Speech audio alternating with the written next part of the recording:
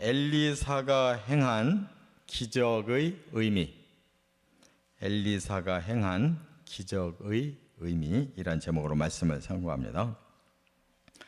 이제 엘리야는 불말과 불병거를 타고 회오리 바람으로 이제 하늘로 올라갔어요. 그리고 엘리야가 떨어뜨려준 겉옷으로 이제 엘리사도 똑같이 물을 쳐서 갈라지는 기적을 행하면서 이제 여기 보니까 여리고로 온 거예요. 그러니까 요단강을 건너가서 승천했고 다시 엘리사는 요단강을 건너와서 지금 여리고로 이제 돌아온 겁니다.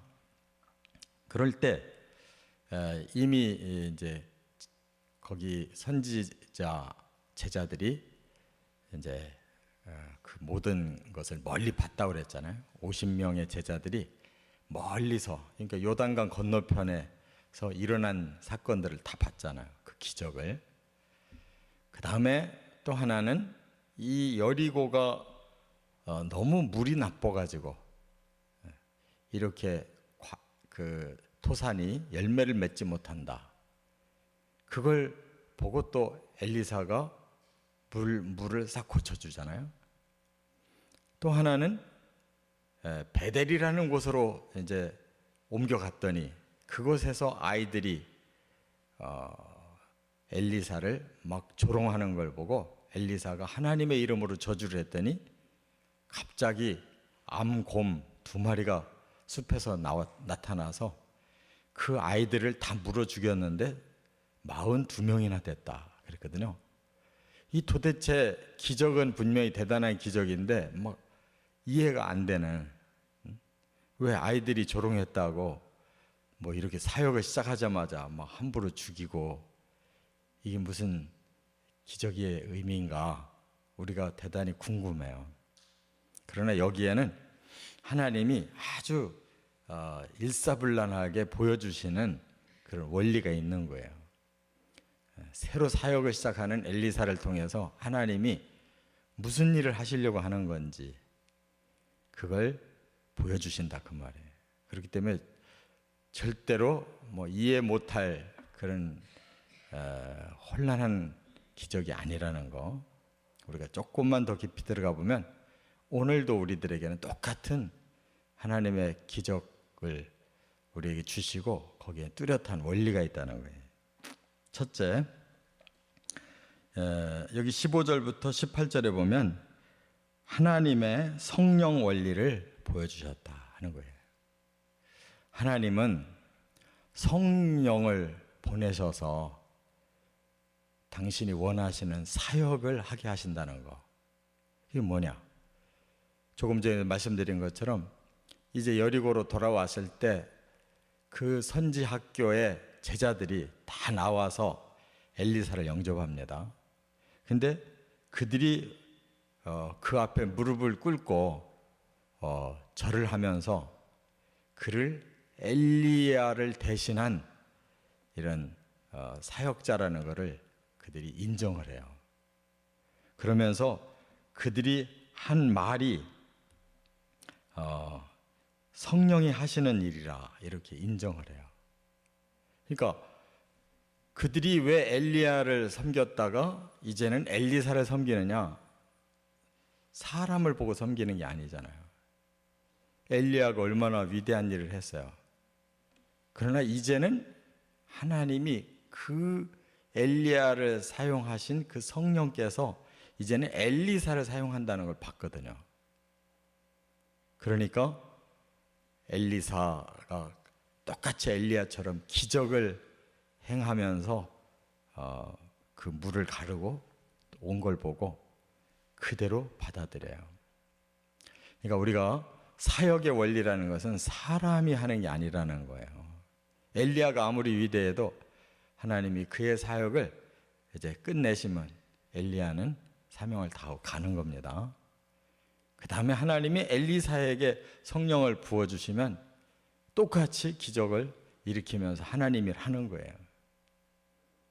그러니까 사역은 하나님의 성령이 하신다는 거예요. 오늘날 뭐 교회가 썩었느니 뭐가 어떠느니 해도 사람이 그렇게 해놓은 건데 하나님의 성령이 그렇게 하는 게 아니에요. 이건 영적 전쟁이고 영적인 방해가 있는 거예요.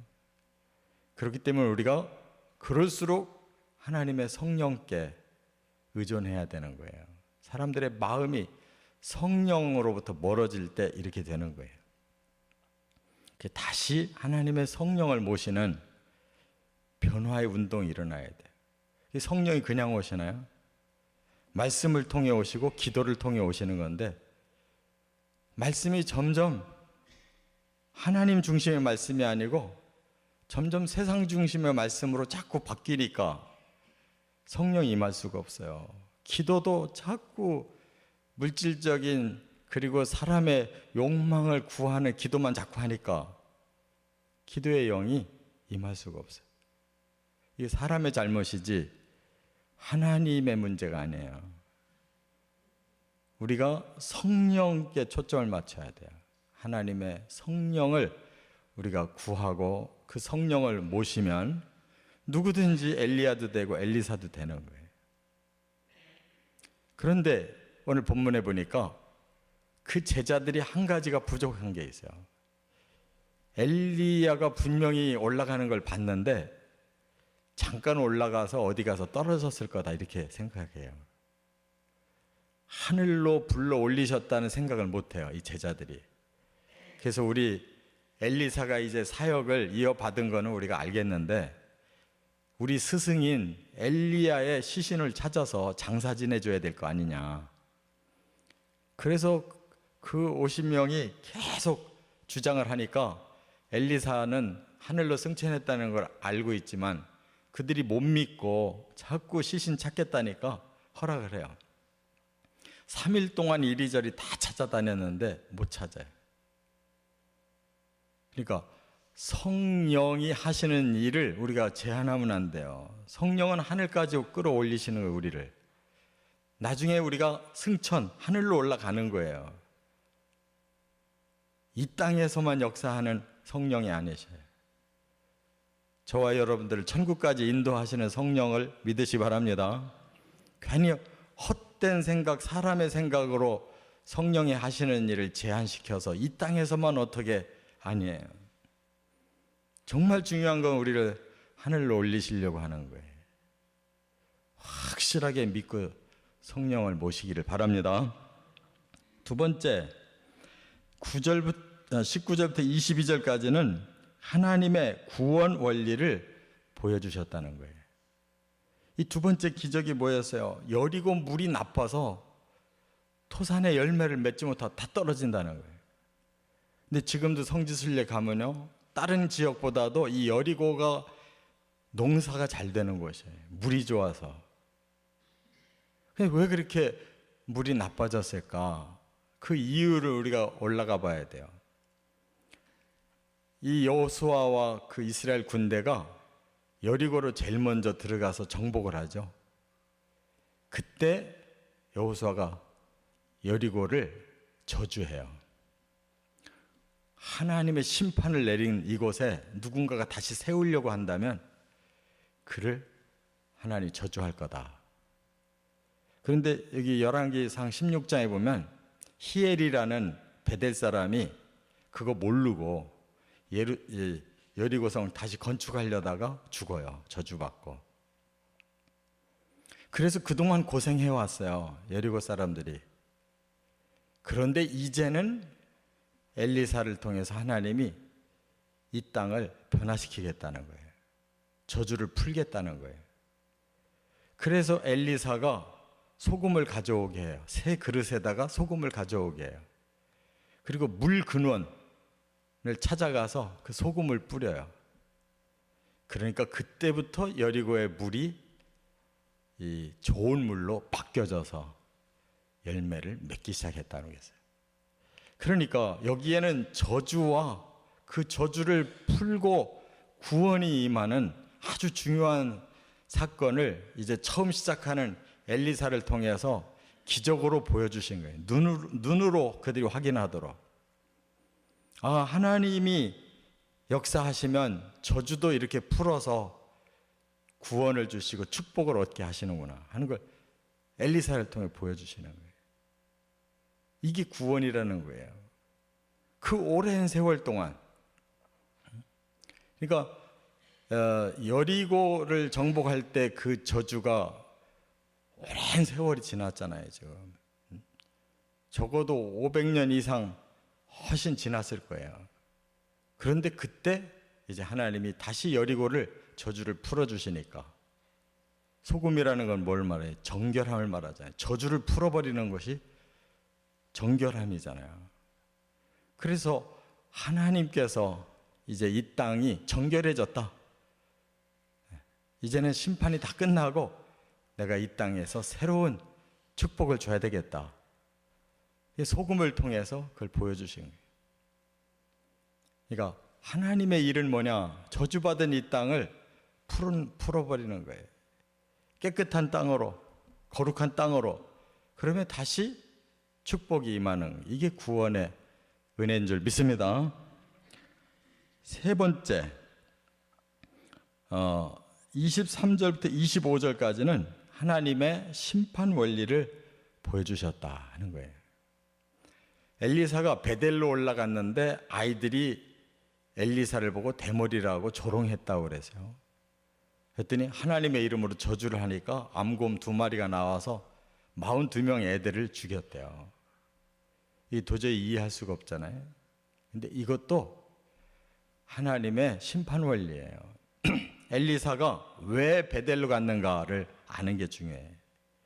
본래 베델은 하나님의 집이었어요. 야곱이 형을 피해서 외갓집으로 도망가다가 중간에서 하룻밤을 자게 된 곳이 이 베델인데, 잠자다가 환상을 봐요. 꿈에 하늘에서 사닥다리가 내려오고 하나님의 성령이 오르내리시는 것을 본 거예요. 그래서 여기가 하나님의 집이구나 하고 그가 제단 쌓고, 나중에 돌아오면 하나님께 축복하신 거 다 11조를 내겠습니다 그랬잖아요. 그랬다가 10년 잃어버리고 안 내니까 하나님이 시련을 줘가지고 다시 베델로 가게 만들어서 제단을 끝내 쌓게 하잖아요. 그런 베델인데 북이스라엘 여로보암에게 왕위를 줘서 북이스라엘을 세워놨더니 여로보암 왕이 처음부터 거기다가 우상 금송아지 만들어서 제단 세워놓고 예루살렘 성전으로 못 가게 했어요, 이스라엘 백성을. 북이스라엘은 첫 번 왕부터 저주가 임한 자예요. 거기서 계속 우상이 살아 역사하는 거예요. 베델이라는 곳이 하나님이 집이어야 되는데 우상의 본거지가 된 거예요. 왜 그곳을 갔느냐? 이제 하나님의 사람이 바로 우상의 그 본거지에 도전하러 가는 거죠. 영적 싸움을 하러 가는 거예요. 그런데 그 우상을 섬기는 그 본거지에서 아이들까지도 그 우상에 완전히 사로잡힌 자예요. 하나님의 사람에게 도전하는 거예요. 그들이 괜히 놀리는 게 아니라 영적 도전을 하고 있는 거예요. 그 우상의 자식들이. 그러니까 이걸 한번 표면적으로 보여주시는 거예요, 심판을. 괜히 아이들을 죽이는 게 아니라 이런 영적 대결을 지금 하고 있는 것을 깨달아야 돼요. 그래서 베델에서 심판을 하고, 그리고 갈멜산으로 올라갔다고 그랬어요. 갈멜산이 뭐예요? 바로 그 우상을 깨뜨린 곳이잖아요. 엘리야를 통해서 바알 선지자 450명을 죽인 곳이에요. 거기를 가서 다시 한번 엘리사가 쐐기 받고, 그리고 사마리아로 내려왔다고 그랬어요. 엘리사는 엘리야와는 정반대로 사역을 했어요. 엘리야는 아주 외롭게 사역하고 숨어서 사역했는데, 엘리사는 아예 왕궁이 있는 사마리아에 가서 왕과 함께 나라를 새로 변화시키는 이러한 드러나는 사역을 했어요. 그러니까 이 성경 한마디 한마디가 엘리사가 어디로 돌아다녔는가를 우리가 그냥 보면 안 되고, 하나님이 왜 그를 이렇게 사역자를 세워서 이곳저곳으로 가게 했는지 그 의미를 깨달으면 기적이 뚱딴지 같은 기적이 아니라 하나님이 그걸 다 표적으로 보여주시는 기적이라는 걸 알 수가 있어요. 우리가 바로 깨달으면 성령이 임하시고 바로 순종하면 성령이 하시는 일을 우리가 해나간다는 거. 구원과 심판의 사역에 우리가 쓰임받고 하나님 나라를 이루어 가시기를 주의 이름으로 축원합니다.